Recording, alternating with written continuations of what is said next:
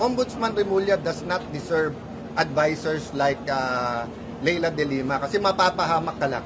Mapapahamak. Unfortunately, malakas ang boses ngayon sa administrasyon at sa House of Representatives for her own purposes. This is not for the people. It's their own politics. Anong advice nyo kay Senate President kayong ipapareceive daw sa Senate yung particular na inilabas ni Secretary? It's not for me to advise the Senate President, di ba? But yun ang difference ng minority leader at saka ng Senate President. The Senate President is not only the father of the majority. Siya din ang tatay ng buong Senado. Di ba? So pagka ang Senado na inaatake o kahit membro ng minority, kahit independent pero foul, mali, ang mabubugbog yung institusyon. Tandaan nyo, 24 lang kami.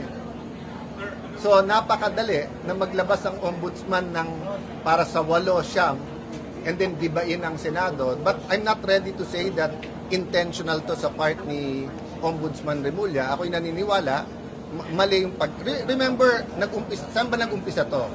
Isa lang, kay dating Secretary Leila De Lima, na sa kagustuhan niya ipakita na patas siya, hindi lang kalaban ng Aquino administrasyon ang kinasuhan din si Joel Villanueva kahit na walang pruweba, walang ebidensya at kahit mali. Kahit sa confirmation hearing niya, inadmit niya na kulang na ang pirma, ang letterhead, buhay party list. Ang pirma, hindi pirma ni Joel, tinuloy pa rin niya. Di ba? So, yun,